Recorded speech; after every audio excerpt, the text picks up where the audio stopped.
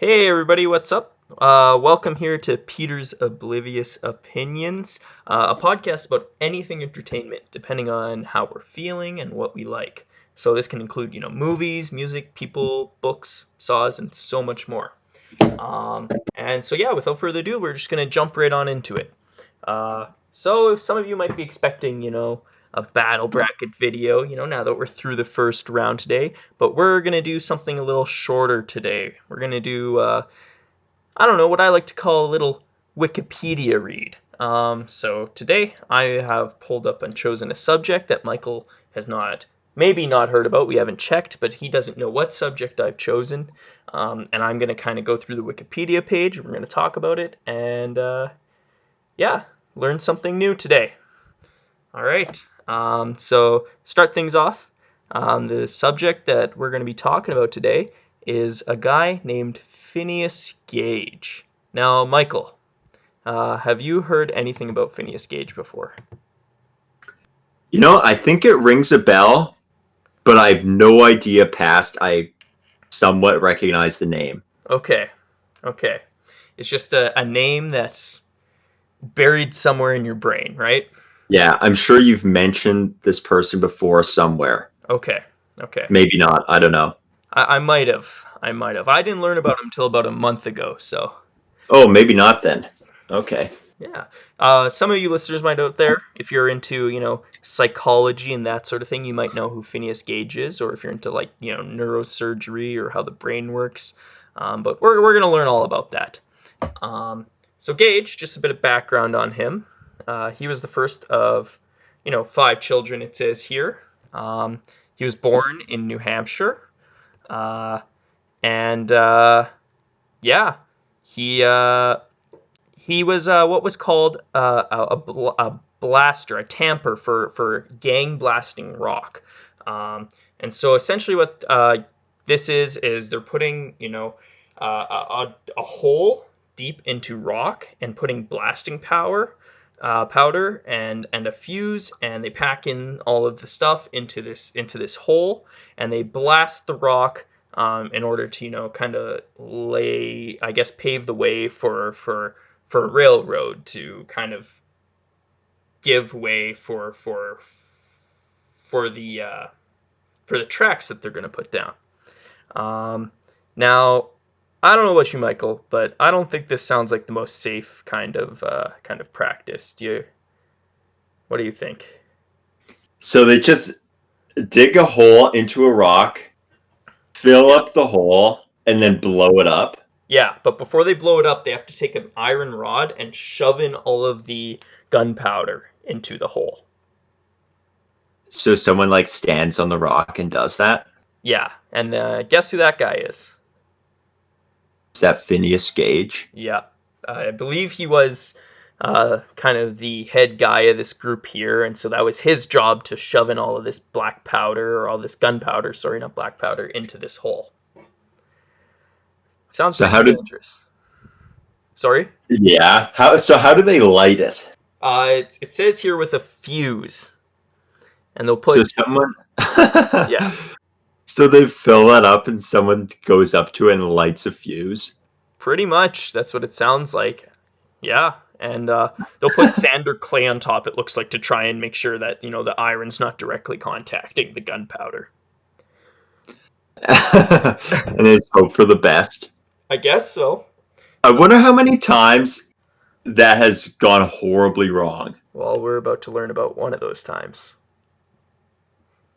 Are you ready? Absolutely. Okay.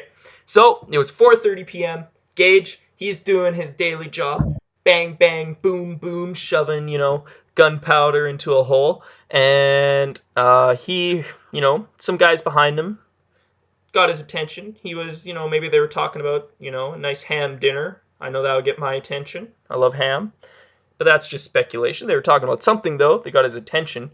So he looks over his shoulder, and he inadvertently, lines his head up with the top of the hole and the iron rod that's sticking into the hole at that moment. And he was going to say something. If we're going with my little, ham dinner analogy, maybe he was talking about how sweet that ham's gonna taste inside of his mouth and how it's gonna fill up his stomach. I'm not sure. That's again just conjecture.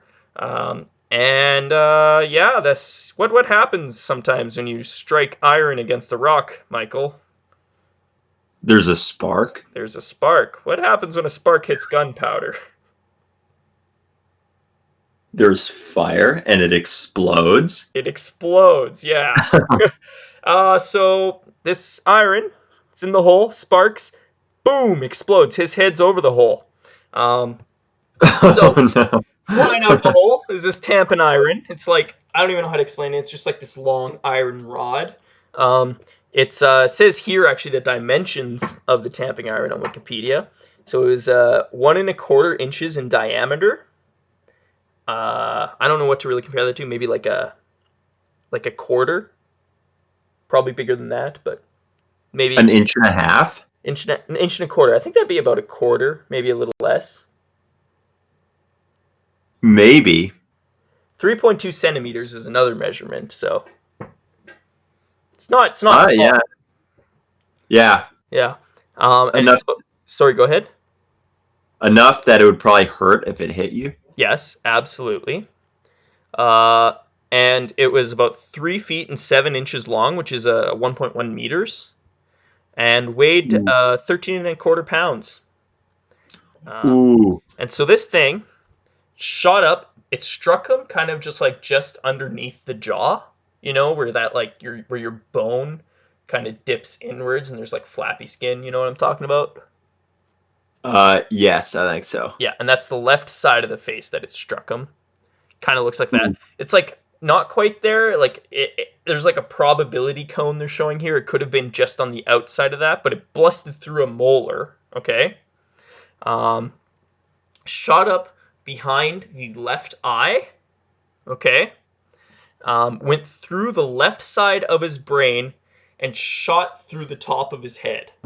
Oh no. Yeah. Oh. And so it just comes flying through the top of his head and lands 80 feet away. 80 feet. So that was going fast. Fast. Just boom, right through the head. And it's noted here that it was smeared with blood and brain. Oh. Not great, but also like how do they know that it's covered with brain? How do they know? I guess they see just like white chunks on it, gray chunks. Pink chunks? What color's the brain? I don't know. It's a good question. Never seen brain in real life. Me neither. Maybe one of you listeners can leave us a comment. Let us know what color a human brain is. Yes. Please, only people with experience Yes. handling human brains. That'd be terrific. Don't tell us how you know. Just tell us the answer. If you know for like some reason that's not legal, like if you're not a brain surgeon, then we might have to forward the comment to someone else, and we don't want to get our listeners in trouble.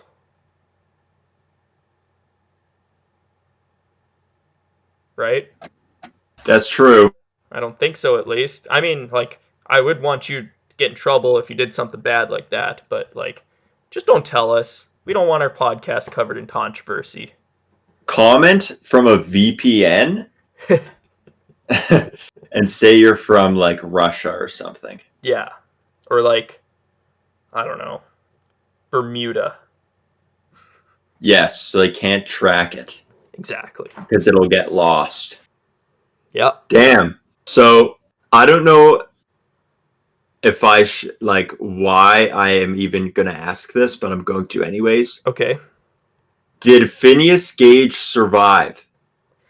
That's a very good question. And, well, he was thrown back, had a ton of convulsions, his arms and legs are flopping around, and then got up and started speaking with everybody in a couple of minutes.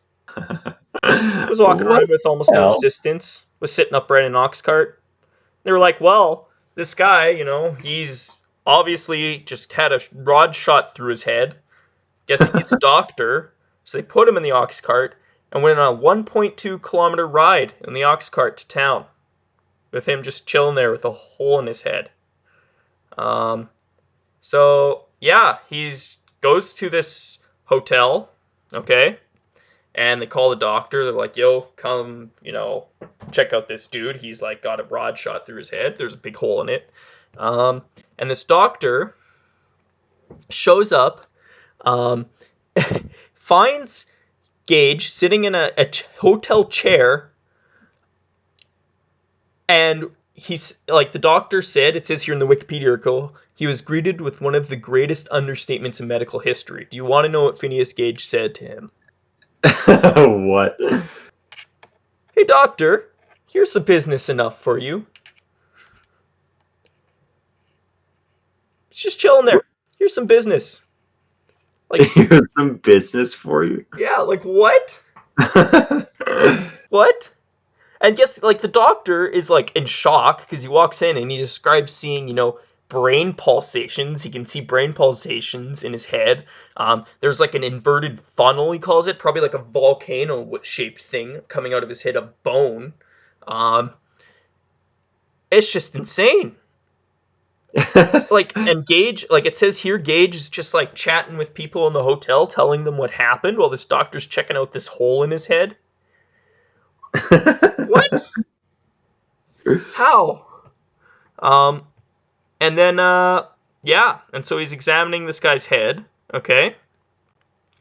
Um, and this isn't on the Wikipedia article, but I remember reading about this somewhere else, is that he, like, sent Gage up to his room, um, and in his room, a little bit later, he went and started checking him out, and he started picking out bone pieces with his fingers out of the head. I don't know how true that is, because it's not from Wikipedia. It's not from him. I can't source it right now, but I remember reading it somewhere else. What? It's from a reliable source or a non-reliable source. It could be. I don't know. I remember reading it about a month ago because, of course, when I saw this on Wikipedia, I decided I had to look it up somewhere else. Okay. But essentially, he started throwing up eventually.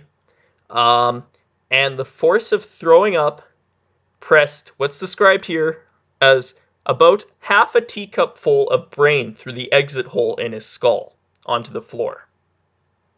Oh, I hate it when that happens.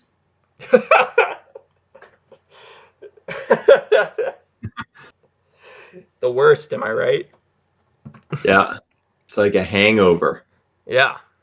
Just when your brain falls out of your head. So after that, another doctor took over. His name's Harlow. Um, he basically just described the same sort of thing. He was still conscious. He was just exhausted from the hemorrhage.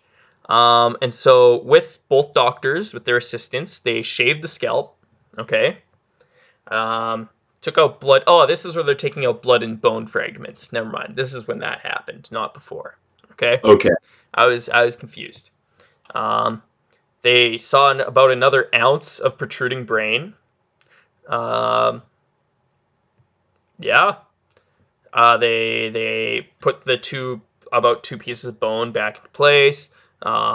Closed the wound and left it open so that it could drain blood, which is important, right? So that it doesn't like swell up. Okay. Yeah. Put some wet compresses, a nightcap. They put some stuff on his hands and forearms because they were burned from the explosion. And told him to keep his head elevated. Yeah. Keep his. He's got a hole in his head and brains are coming out, and they're like, "Keep your head elevated." We don't want any more brains coming out of your head. Sorry. Don't tie your shoes.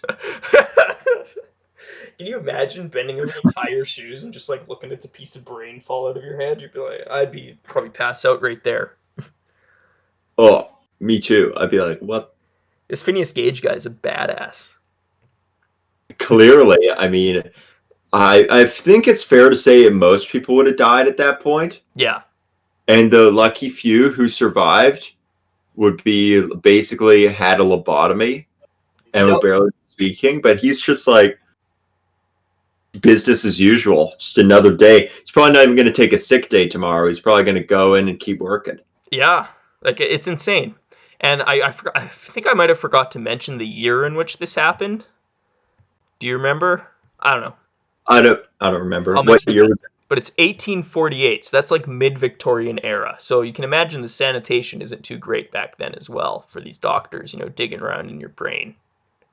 Did they even wash their hands back then, or sterilize their hands? I mean, I mean, like, from no reliable source but myself, um, I I believe around that time, I don't know about the States, but there was a lot of doctors in the world who were, it was like kind of 50-50, I think. I don't know. I know that some of them would like wash it with alcohol, like brandy and stuff, like surgery equipment, because they noticed that, patients would survive more when they did that, but I don't think they really knew why. You know what I mean? okay, so it's like the early stages. So it could really be either way with Yeah, these doctors. exactly. Exactly. And you see that actually come into effect because, well, 12 days after the accident, um, not 12 days after the accident, he started actually, like, once they wrapped up his head and everything in the evening, Gage started to convalesce, like, it's like seizure of sorts, right? Um, Yeah, he recognized his mother and uncle, but he was in a bad state. You know what I mean? He was getting delirious. Um, understandable. yeah. Um, he after 4 days he became rational again, but he's just like he's not in a good way. You know what I mean? And 12 days later he's semi comatose and not really speaking, using one syllable words. Um, his eye is like disgusting and pushing out from his head. Um, sorry, excuse me. Um, there's like still brain kind of coming out of his head. Um, yeah, he's not in a good state 14 days later, and they noticed that there was fungi that was sprouting from the top of the brain, filling the opening. Oh, Yep. And that's probably where the unsanitization comes into play. So not only probably. has this guy had a rod shot through his brain, he now has fungus growing inside of his brain. God, doctor probably like wiped their ass and didn't even wash their hands, and then went straight into brain operations. It's insane. Insane. But it does say here that they used a caustic called crystalline silver nitrate um, to kind of like kill the fungus. So they do know a little bit about what's kind of disinfecting, I'd assume. Okay, Yeah. Um, and yeah, they said they cut part of his head open with a scalpel. There was a discharge of about 250 milliliters of pus. That was 250 Yep, milliliters. with blood, and it was excessively fetid. So I guess What just does like super fetid mean? gross. Yeah. And they say What? it says here that in 1848, few doctors would have had the experience um, to essentially do that and save his life. I like to deal with brain fungus. Yeah, like brain abscesses, I guess that would have been more of it says here. Yeah. I thought they meant few doctors had experienced an iron fucking thing exploding, go to the bottom of his jaw, through his eye, and out his head. To be And honest, I'm I like, think that number is probably two, and it's the two doctors working on Phineas Gage. probably. That's a safe bet. um, and so on the 24th day, Gage got better, raised himself up, started walking around. In a month, he was going up and down stairs. Um, when one of the doctors, was gone for a week, apparently Gage was just walking around in the streets almost every day, except Sunday. Uh, wanted to see his family and friends. Yeah, he was feeling better in every way possible. Um, And they described him as appears to be in a way of recovering if he can be controlled, is how Harlow described it. 10 weeks after the injury, he was strong enough to go home to his parents, went there in a carriage. He was just thin, feeble. They described him as childish at that point. And by December, he was feeling better. And by 1849, he was able to work with horses, feeding cattle, plowing for half a day. And his memory seemed, and they described that his memory seemed somewhat impaired, but a stranger wouldn't notice. I mean, with parts of your brain missing, I'm not surprised. Yeah, pretty insane. In 1849, kind of midway through 1849, he did revisit Harlow, the doctor, and he noticed that his left eye was just like not doing so well. Okay. Is that the one that the rod went through? Yeah. Yeah. It's It like, was still there? yep. Because it like didn't go through the eye, it went behind the eye and kind of popped it out a little bit. Oh. Yeah. Yeah, you noticed that time loss of vision and ptosis of the left eye, they called it. Also a large scar on the forehead, which I mean can be expected. Yeah, I'm not surprised. Me neither. He had a scar. And they actually have a picture of him here. Actually, I'll send it to you in our Discord here. Okay. It's he's actually pretty handsome. Not gonna lie. I'm just gonna send it to you here. It's taking a little bit of time, a little bit more time than I wanted it to. That's right. That microwave internet. Yeah. You know. Oh, hey, what's up? Sorry. Did you just send that? I just said that. Yeah.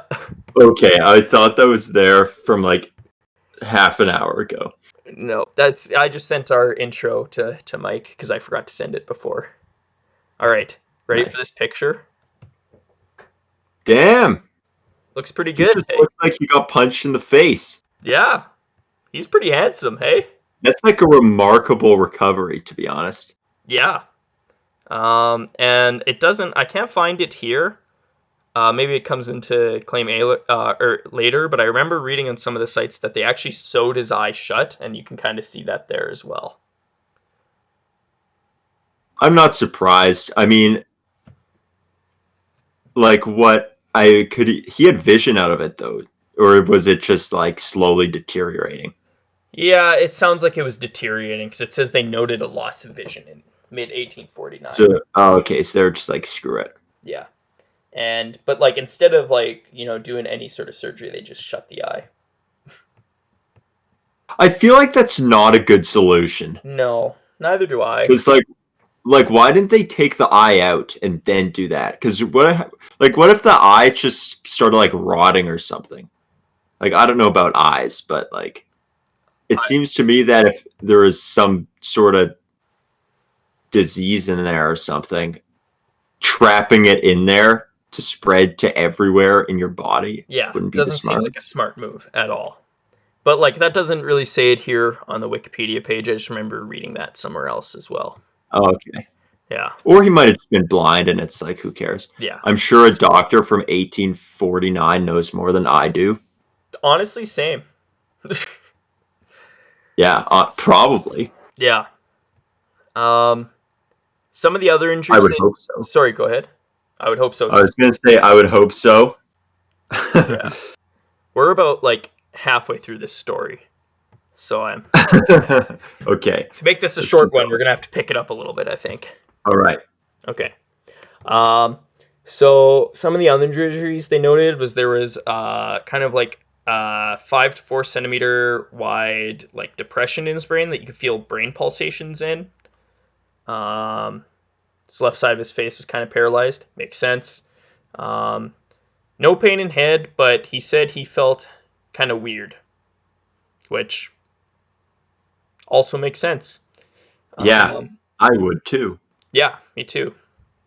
But the Dr. Harlow noted that after about 4 years, the recovery was quite complete. Um, yeah. So he kind of after that, he couldn't really go back to work as a railroad uh, at his railroad job. Excuse me. Um, and instead, kind of went around as like a living museum exhibit. It says here at Barnum's American Museum. And so I guess he was just kind of making money by being like, "Hey, look at this hole in my head." Um, and yeah, basically went around New England. It seems like making money about that. Um, and then kind of got, I don't know, bored, I guess, or I don't know. I guess kind of showing yourself off as an attraction isn't the best, most fun thing. And so after that, for about 18 months, he worked as the owner of a stable and coach service in New Hampshire. So basically, like a bus driver. Um, in 1852, he was invited to go to Chile and work as a stagecoach driver. Can you believe that he's just living life? It kind of reminds me of Forrest Gump for some reason. To be honest, I get that. I get that as well. Uh, And Chile really wants him just to drive carriages. That yeah, seems like it's an a interesting long, move. long way to go for that. Very long. And so he worked there until about mid 1859. His health began to fail a little bit, and he arrived back in San Francisco to his family. It seems like, and his mom described him as being in not great condition as well. Um, yeah, he wasn't doing too good, but recovered under the care of his mom and his sister as well, um, and started working as a farmer in Santa Clara. But in 1860, he started having seizures, and he lost his job. And as the seizures increased, he tried to work in various places but couldn't do much. Um, After 1860, he left Santa Clara and went home to his mother again. And on the 20th of May, he had a severe convulsion. The family physician was called in, did the classic Victorian medicine move, and bled him. Um, they, yeah, they, Wait, what do you mean bled him? bleeding. That's essentially where they just like it's like bloodletting. They just like cut open your arm and let you bleed. Just for fun? Well, like I don't know the exact intricacies of it, but it was like I think thought in Victorian medicine as a way to like get rid of like bad illnesses and stuff. I'm not 100% sure on that though. Oh God. Yeah. Yeah, that'll help. Let's make them weaker. Gets shot with a gun, cut open his arm, bleeding out. I know the cure. To me, like I don't know. I don't want to speculate on physicians in Victorian era, but to me, like it's like we don't know what to do. Let's just make them bleed. Like let's make them feel like we're doing something. Yeah. What to do? Okay. Yeah. Um, and so over the next few days, he kept having convulsions, and he ended up dying of basically of a seizure in May 21st, 1860. Wow. Yeah. So he lived for like 12 years after this happened. Yeah, lived a long, long time afterwards. Pretty insane, hey? Yeah, that guy's a badass. Yeah. Um, yeah, he's pretty badass, pretty insane. Now the reason he's so important in psychology is a lot of the mental changes that he exhibited after the accident and brain damage that we haven't really talked about till now. Um, he There's like different takes on his brain damage and what it might have done. Uh, like they say here on the Wikipedia page that the changes were almost more dramatic than what people reported while he was alive in like of what was published after his death. You know what I mean? Okay. Yeah. So, um, like pre-accident, he was described as like hardworking, responsible. Everyone liked him. Um, he was their best foreman in the company. Uh, he had good memory, good intelligence,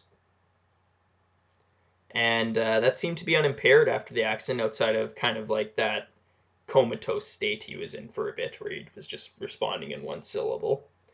Um, but also, after the accident, the employers were like, he changed so much that we couldn't give him his job back. So it's like they said he hadn't changed, but they also just contradicted themselves and said we couldn't give him his job back because of how much he changed. You know what I mean? Can you say that again? You cut out until the last part of that. Oh, okay. So essentially, he was like a hardworking, really responsible guy. Didn't have any memory problems, and after the accident, his employers didn't really mark any memory problems that bad, Okay. other than like that comatose state he was in. Okay. But they still decided not to give him his job back because of how different he was acting. So they like essentially said Oh, he's the same, but then contradicted themselves and said we can't give him his job back because he's acting so weird. so he was weird. Yeah, The same but weird. yeah, yeah. Um, and so it's like it says here his balance and his intellectual faculties and animal propensities, whatever that means, they were destroyed. So he was irreverent, had the grossest profanity, which was not what he used beforehand.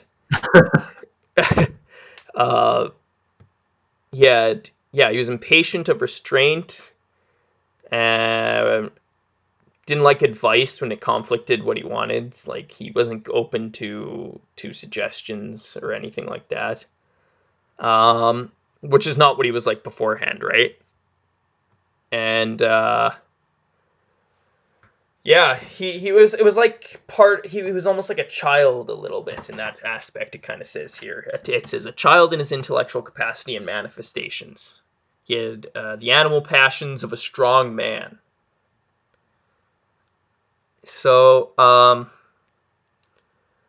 yeah, and like even they knew him as a smart businessman and stuff like that. And I again can't really see this here, but I remember reading in another source as well that the funniest one well, I guess it's not funny because it's such a terrible injury, but the weirdest one to me was that he started, instead of being a savvy businessman, he started just spending money and not knowing like the value of money. Does that make sense? Okay. Yeah. It's like Congress.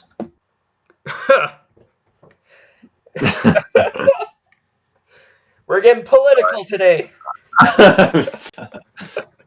I'm just kidding. It's okay. It's okay. Well, I'm not kidding, but we won't No, get into it. yeah, I'm down for politics.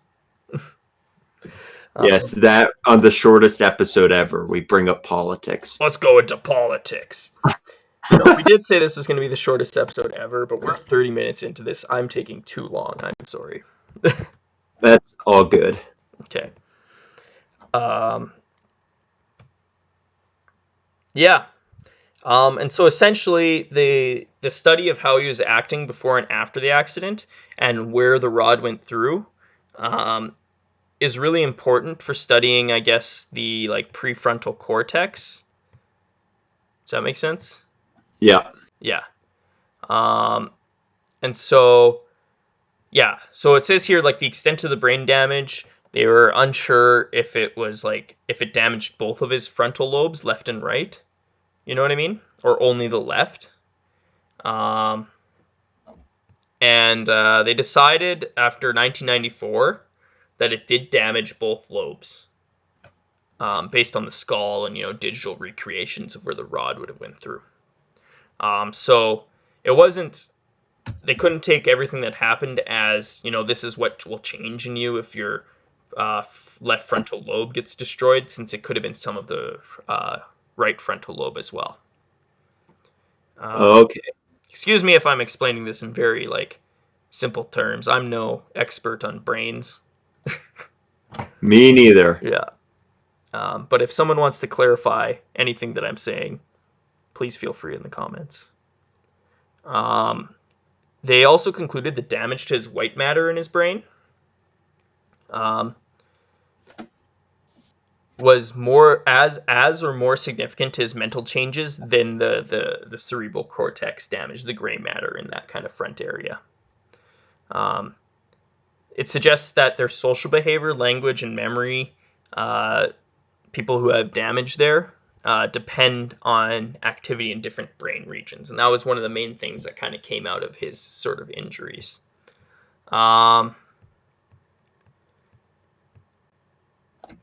Yeah, it also mentions here that Gage did have a social recovery because, that destroyal of the kind of left frontal cortex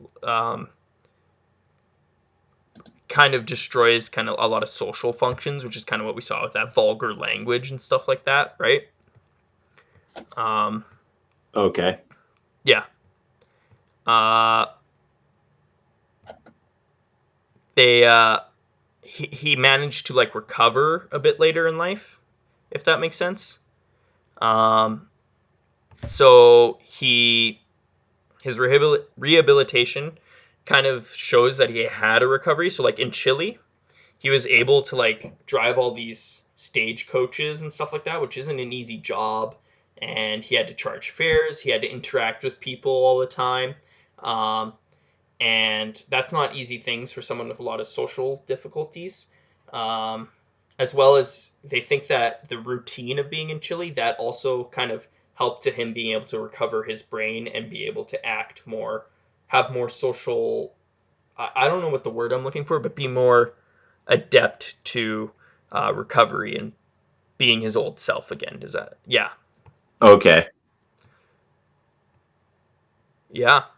And it says here, they had to drivers had to plan in advance where they were going and look out for almost other coaches and other bandits and stuff.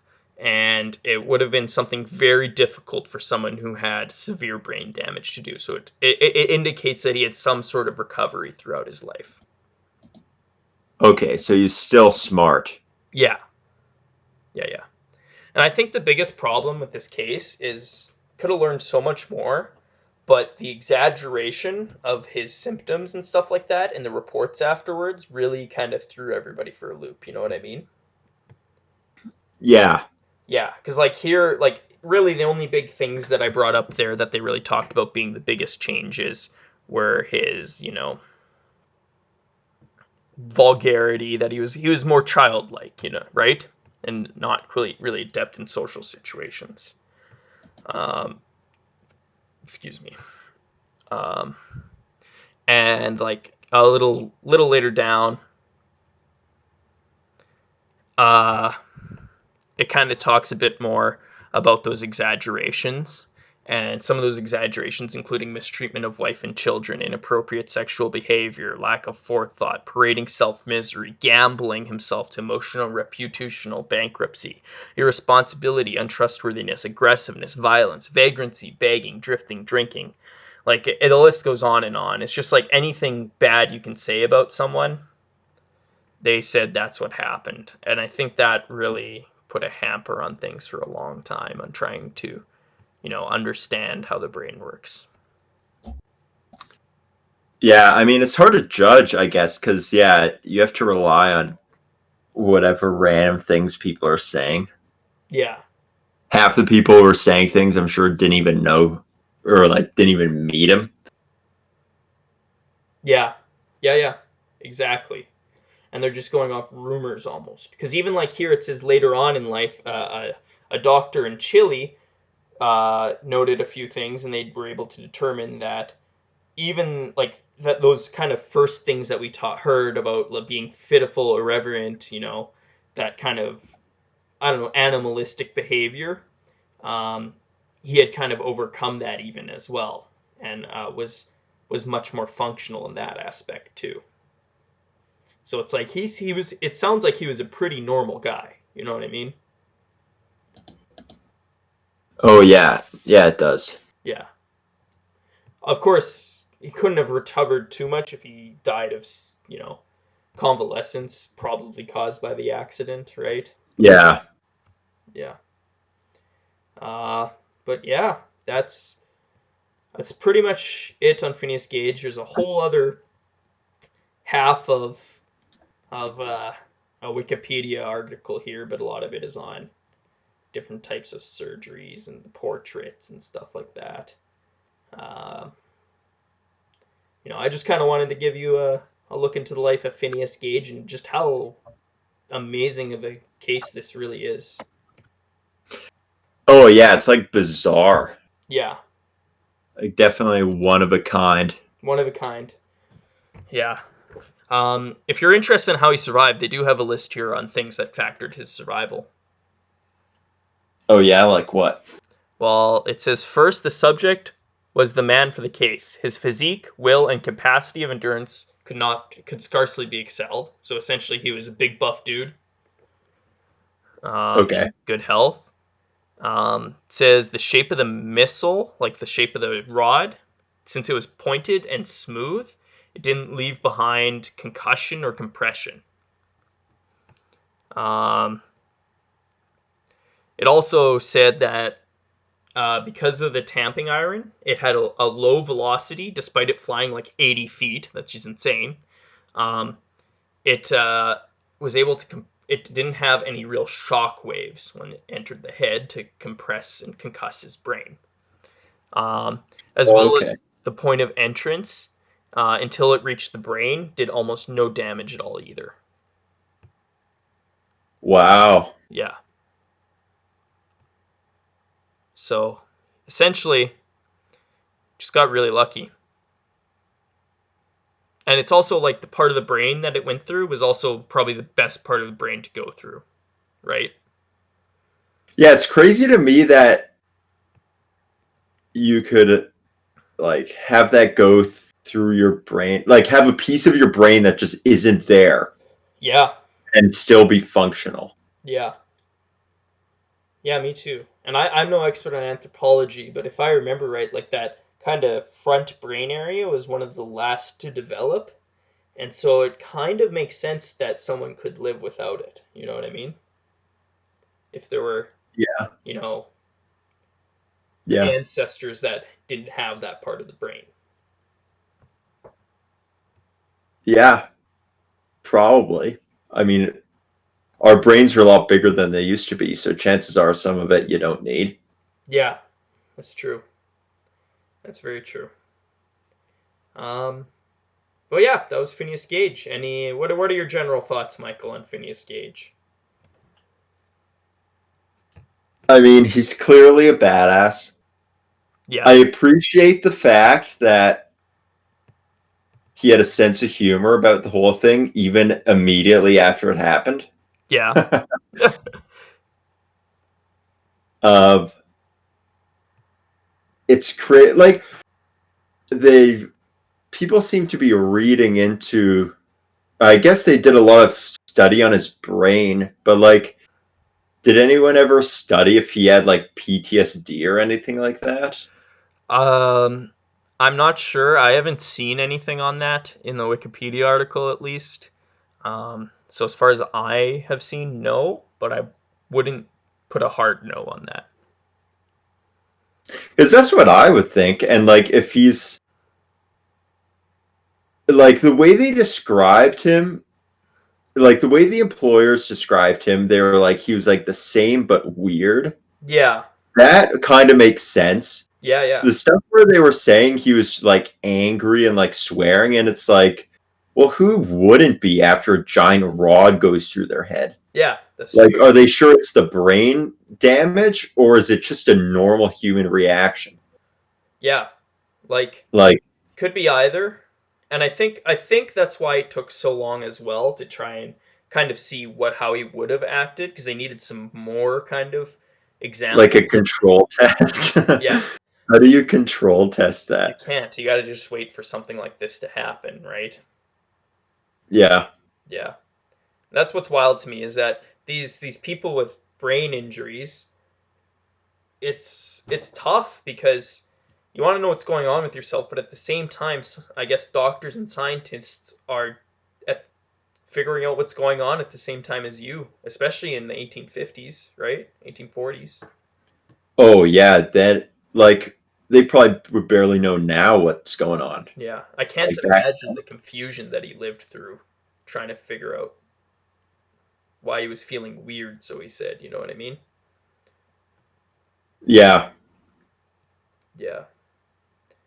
And it's like from what they know now, like since the left frontal cortex is in charge of, I don't know if it's cortex, I might be using wrong terms, but the left frontal lobe there, um, the since it's in charge of like social faculties and stuff like that, I guess that kind of helped once they've had more cases and figured that out, that helped them kind of understand how he would have actually have been acting. You know what I mean? Oh, Compared to the okay. kind of exaggerations. That would fit with what we were hearing about from like the eyewitness accounts or whatever. Yeah. And I think the eyewitness accounts are the key, right, to knowing how he was actually acting and not the medical Yeah. reports of people who had never even encountered him. Yeah, those guys are essentially worthless. Exactly. And just kind of as a last thing here on the Wikipedia page with his picture there, his picture does. There's another picture here, and it portrays him as kind of a well dressed fancy man, and that as well kind of shows that an opposite of the normal kind of description of him by those people as a dirty, disheveled misfit. Oh yeah, he does not look dirty at all No, no, or like disheveled. no. And in this other image here I'll send it to you. Um, it's even less like that. Like he's really well dressed.